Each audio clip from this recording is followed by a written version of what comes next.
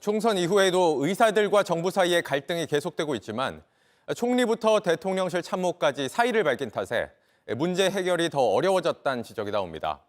선거 전까지만 해도 정부는 매일 브리핑을 통해 입장을 밝혀왔는데 여당의 참패 이후 이것 역시 중단됐습니다. 강나현 기자입니다. 총선 참패 뒤 의료개혁을 추진해온 정부의 컨트롤 타워는 사실상 멈춤 상태입니다. 의사 집단행동으로 꾸려진 중대본의 수장인 한덕수 국무총리를 비롯해 대통령실에선 이관섭 비서실장과 의료개혁을 담당해온 장상윤 사회수석, 성태윤 정책실장이 사의를 표명한 상태입니다.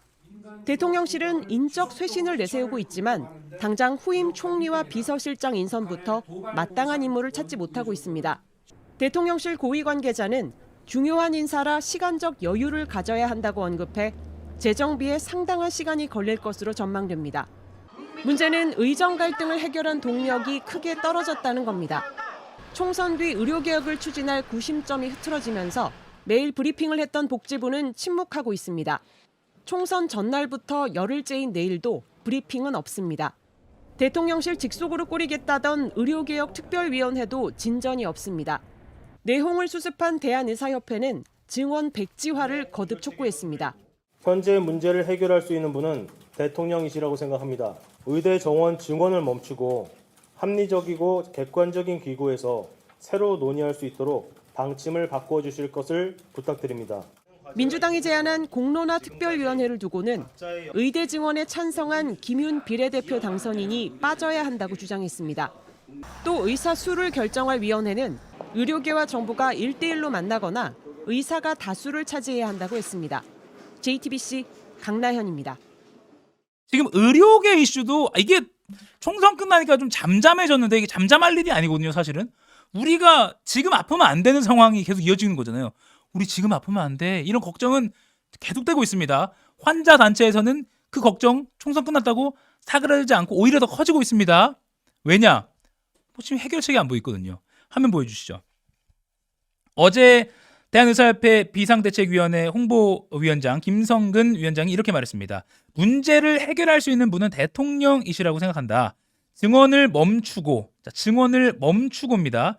멈추고 합리적인 그리고 객관적인 기구에서 새로 논의하자 부탁드립니다라고 톤을 약간은 조금은 예전에 어떤 강경하고 셌던 발언보다는 약간 친절한 말투로 바뀐 그런 느낌도 있습니다. 다만 이런 말도 있습니다. 4월 25일이 첫 번째 데드라인이다. 4월 25일이 오늘 목요일이잖아요. 다음 주 목요일입니다. 딱 일주일 남았습니다. 이게 어느 날이냐면요.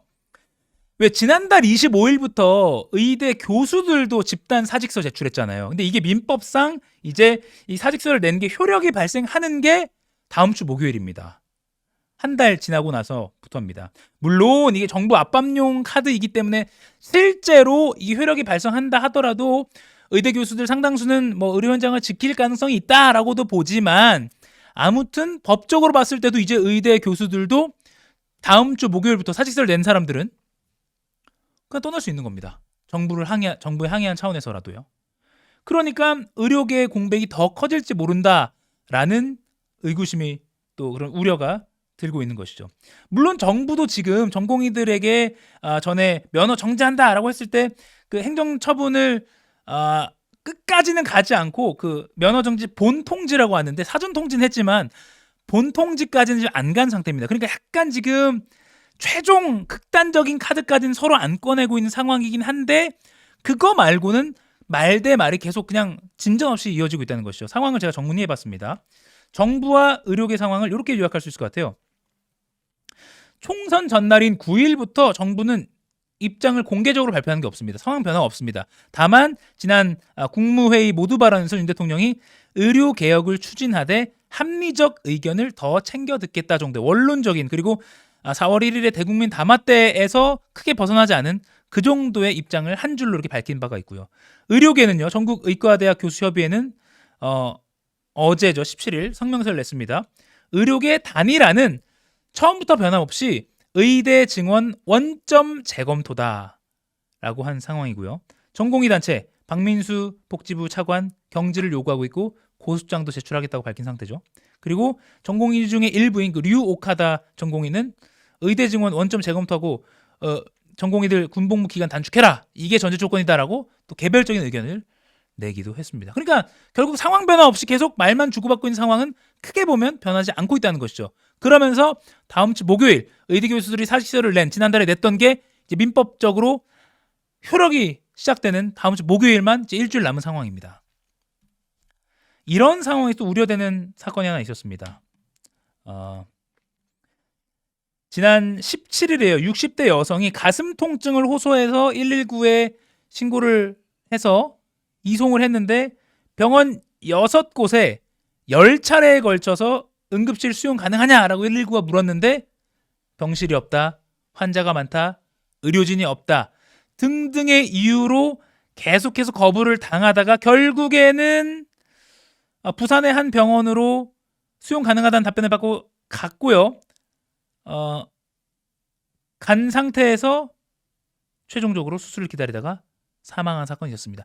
물론 이게 의료 공백 상황 때문인지 또 이송 거부 때문인지는 역시나 최종적으로 복지부 등등의 판단이 필요한 상황이지만 유족들은 물론 긴급 수술을 받았다고 살 수 있을 거란 장담은 없지만 의료 공백으로 인해서 혹시 모를 생존 가능성이 떨어진 것은 아니냐 원통해하는 상황입니다. 당연히 그렇죠. 이게 그리고 한 사람이 생명을 다한다는 것이 한 가지 요인일 수는 없잖아요.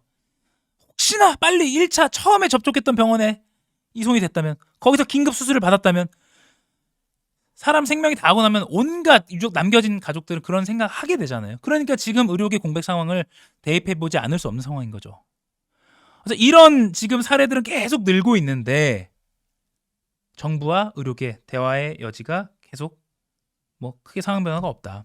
그리고 제가 앞서 일찌감치 짚어드렸던 건 이미 지금 교육부는 의대 정원 2,000명 늘어난 거를 다 각 대학에 배분했죠. 비수도권에 많이 배분했죠.